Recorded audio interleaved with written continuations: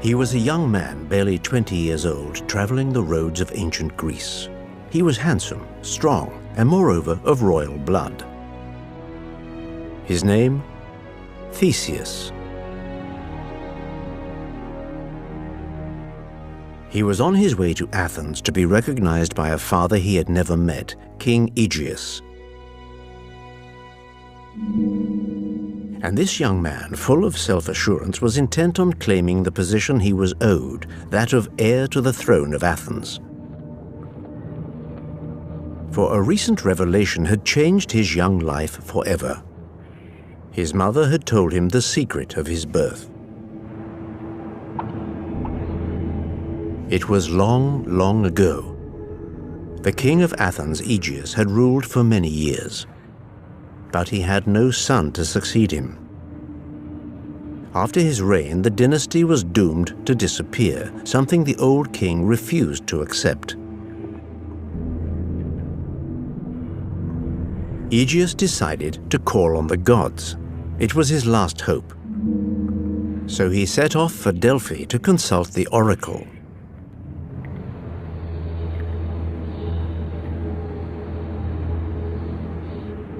In Delphi, at the foot of Mount Parnassus, was the biggest sanctuary in the known world.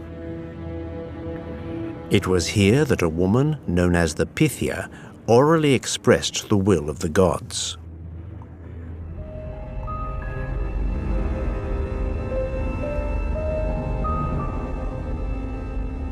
The Pythia lived as a recluse in the sacred enclosure of the Temple of Apollo. Perched on a tripod and entranced by smoke and incense, she cited to her priests the words of the divine.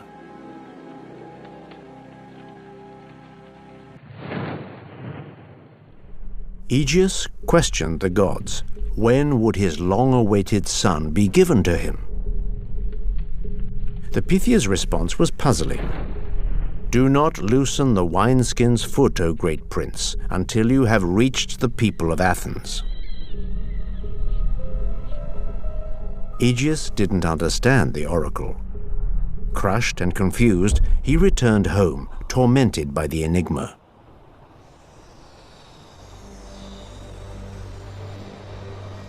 On his way back, he stopped off in Treason, unaware that his wish was finally about to come true. It was from Treason that King Theseus ruled. The monarch was known throughout Greece for his wisdom, but also for his clairvoyance. Theseus immediately understood what the oracle of Delphi meant, but he didn't tell Aegeus of his interpretation, for he had an idea. He organized a grand banquet to honor his guest. He fed him wine until Aegeus passed out, then introduced his own daughter Aethra into his bed. And that is how, by Pythias's trickery, Theseus was conceived. When Aethra told Aegeus she was pregnant, he was obviously overjoyed. But he was also worried. Athens was threatened from all angles. It had many enemies and claimants to the throne who would stop at nothing to gain power, even killing an infant and hastening the death of an old man.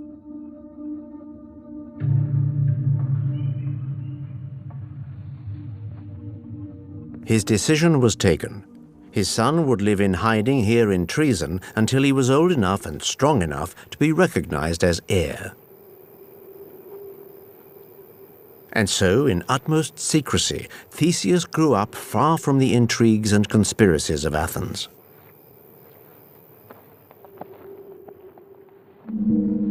However, Aegeus wondered, how would he recognize the son he had never met when he came to him in Athens?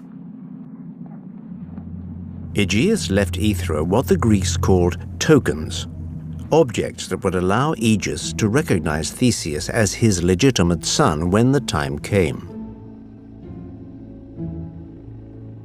These tokens were his sword and sandals. Aegeus had them buried in the ground beneath a huge rock which only his son, the future Theseus, would be strong enough to shift without help from anyone.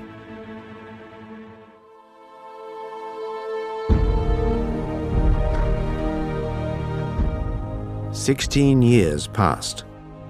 Theseus had grown into a handsome young man, strong, educated, brave, impetuous, and fascinated, like all boys of his age, by the feats of the great Greek heroes.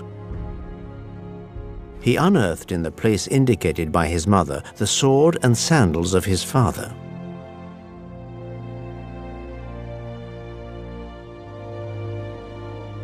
He readied to leave treason. His mother embraced him one last time. She hesitated a moment and then made a confession. She revealed to Theseus the truth about his origins.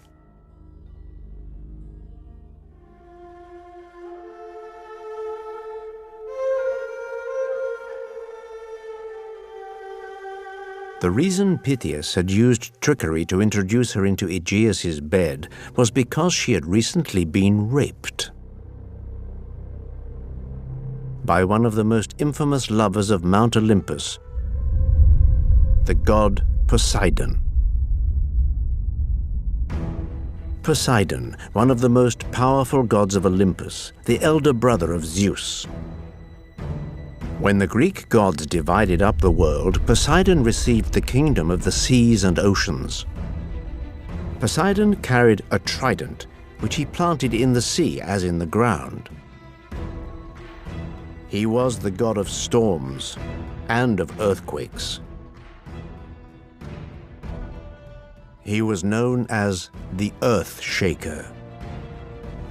He incarnated anger, disorder, danger, and violence.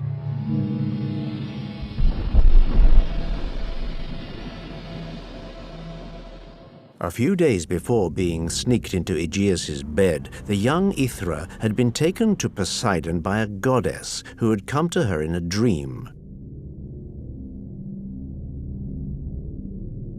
A goddess no one could refuse, the goddess Athena.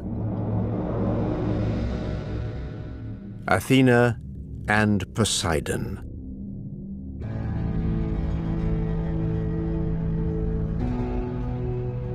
The goddess of war and the god of storms, always fighting and quarreling. The two of them couldn't stand each other. As a show of her wish for peace, Athena, not without ulterior motives, delivered the poor Aethra to the sexual appetites of Poseidon.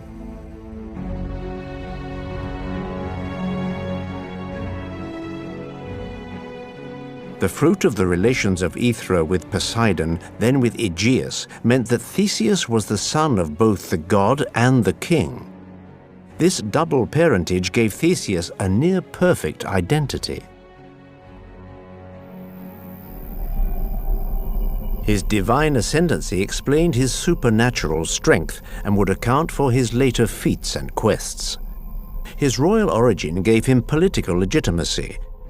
He had work to accomplish, a political destiny to fulfill.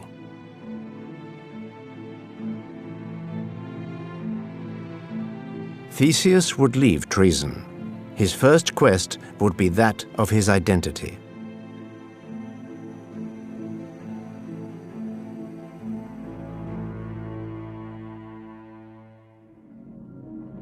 To reach Athens, there were two routes. The safest of them was by sea. But there was another, much more dangerous way, by road.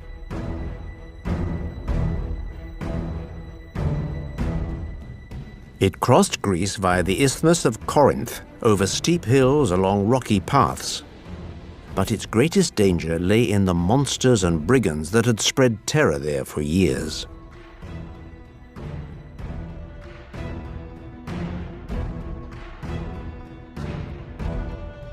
Theseus decided to take the road. and he defied one after the other all the evil creatures that crossed his path.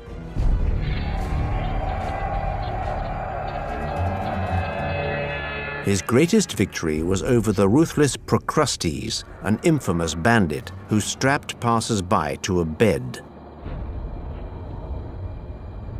A bed that was either too long or too short for them. He then set about making them fit the bed by stretching them if it was too long, or cutting off their limbs if it was too short. In victory, Theseus inflicted on him the same punishment he had given his victims. In a way, Theseus applied the law of Talion, an eye for an eye, a tooth for a tooth. Procrustes would perish on the very bed he had reserved for travelers. He was cut down to size. As a side note, in statistics today, Procrustes' analysis involves uniformly scaling anything that doesn't fit into the mold.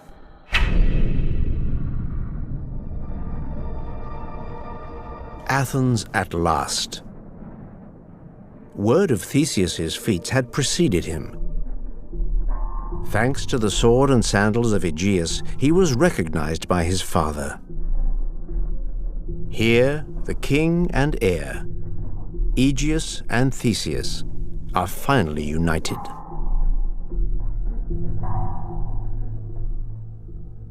All is well in the best of worlds. Not always. For Athens was under attack by the maritime superpower of the time, Crete. Crete, ruled by King Minos.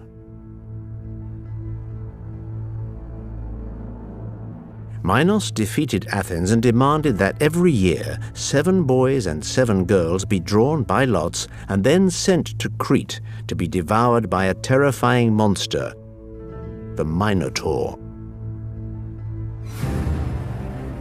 The Minotaur, a monstrous beast. The head of a bull on the body of a man. The Minotaur was the fruit of an unthinkable union between the consort of the king of Crete, Pasiphae, and a white bull sent by the god of the sea, Poseidon. The poor Pasiphae was not wholly at fault for this beastly offspring.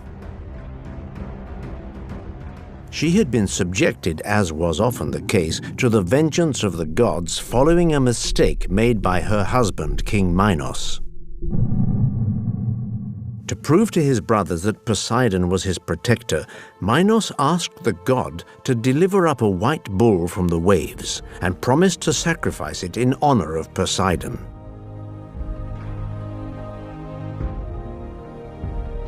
Poseidon delivered up the white bull.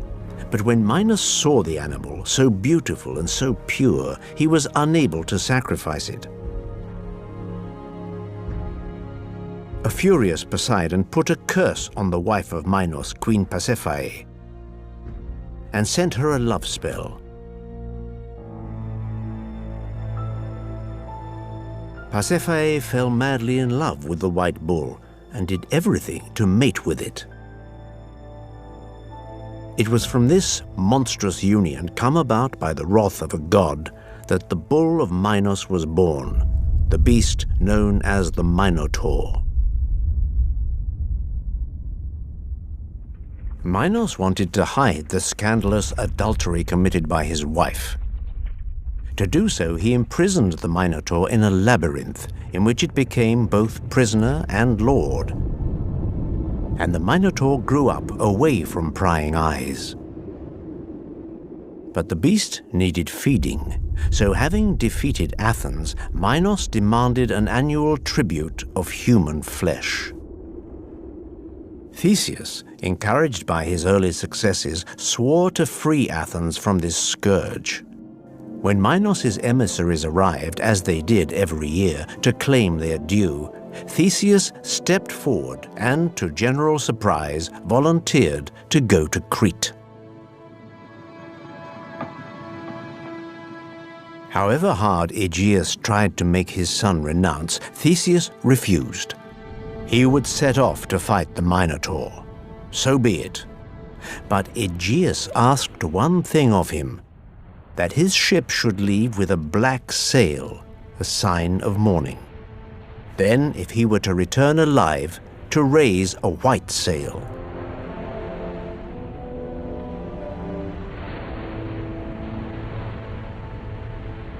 Every day, Aegeus climbed to the top of the highest hill to look out for his son's return. Theseus, in a state of excitation and already drunk on his anticipated glory, agreed to his father's wish. On landing in Crete, he was presented to King Minos. With the other Athenians, he paraded before the king and his court. Suddenly, he caught the eye of Minos's daughter, Ariadne. She was immediately enthralled by the handsome Theseus. It was love at first sight. Ariadne, the beautiful daughter of the king, beseeched her father to spare the young man with whom she had fallen in love. Minos refused. He was an Athenian after all, and therefore an enemy. Theseus had also fallen in love with Ariadne, but refused to give up on his plan. He confessed his reason for coming to Crete to Ariadne. He would enter the labyrinth to confront the Minotaur, and he was certain he would win. Ariadne had no doubts about her lover's strength, but she informed him he was heading headfirst into a trap. He had forgotten one small detail. Entering the labyrinth was easy. Getting back out again was the hard part. The labyrinth surpassed in ingenuity any maze that had ever existed. It was designed and built by the greatest architect of his day, Daedalus.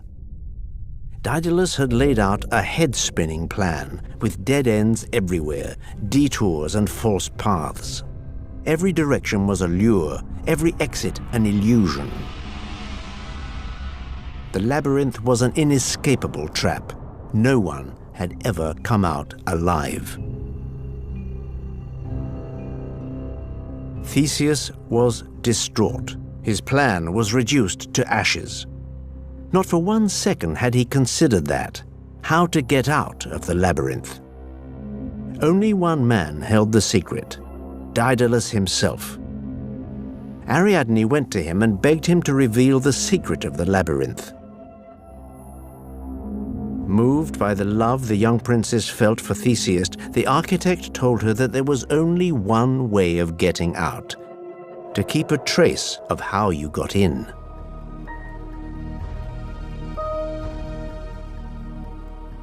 He gave Ariadne a ball of thread which she would hold at the entrance to the labyrinth. Theseus would gradually unroll the ball, and having found then slain the Minotaur, if he was able, he would simply wind back the thread to find his way out.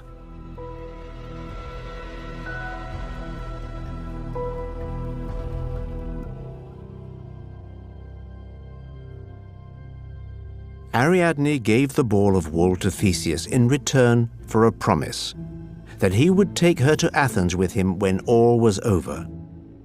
For not only was she about to betray her father by helping him, but also her homeland. Theseus promised and entered the labyrinth.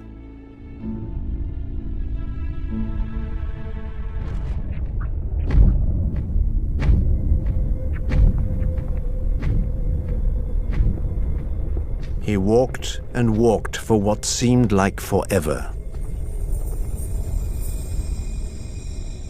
Suddenly, he heard the powerful snorts of the Minotaur. Then he came face to face with the monster.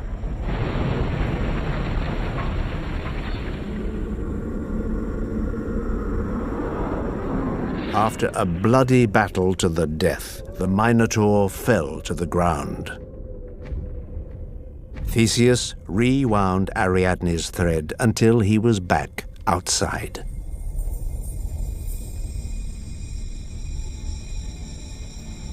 He immediately freed his fellow Athenians and fled with Ariadne.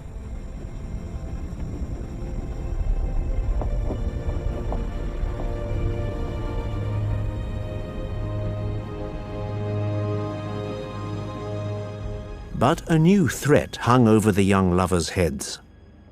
Although Theseus was the son of Poseidon, he had just killed the Minotaur, one of his creatures. And offending a god like Poseidon does not go unpunished. Having harbored at Naxos, Ariadne went ashore. Poseidon chose that exact moment to unleash a violent storm. Theseus had to act, and fast.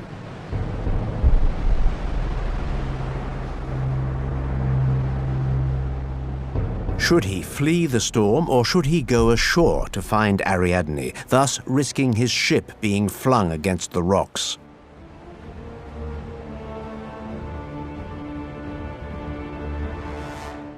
But it was Athena who acted first.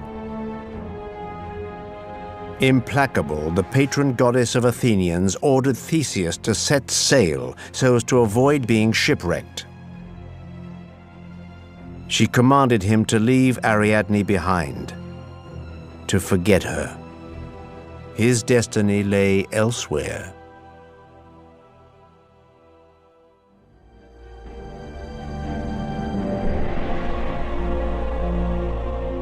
Thus, Theseus abandoned Ariadne.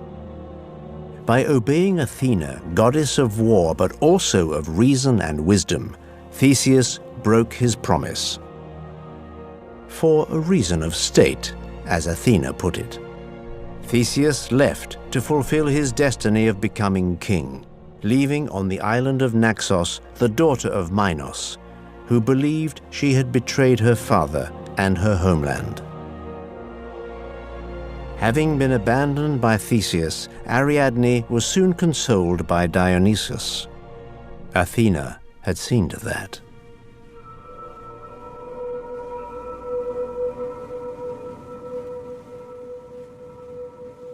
Meanwhile, back in Athens, the old king Aegeus continued to climb every day the hill overlooking the sea. Every day he scanned the horizon in the hope of seeing the ship that would bring home his son. But in vain. The sea was deserted. And then, one day, a ship. Aegeus waited for it to approach to make out the color of its sail. He immediately recognized his son's ship, and it had hoisted a black sail. Theseus was dead.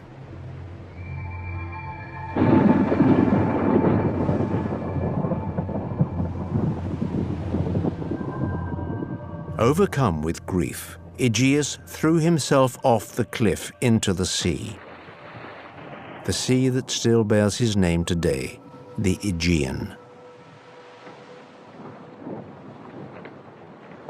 And yet Theseus was alive. And with the great joy of returning home, he had forgotten his promise to his father to hoist a white sail.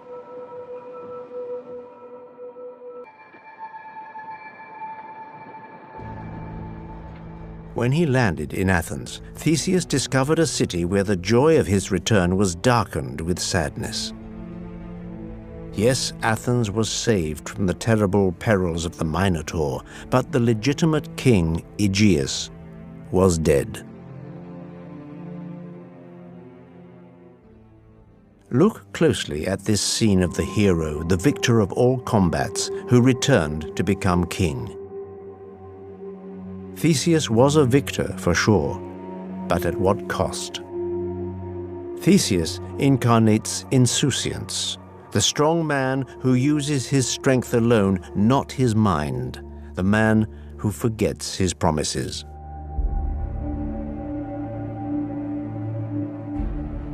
The striking thing about Theseus's early life is that everything he accomplished came with a terrible toll.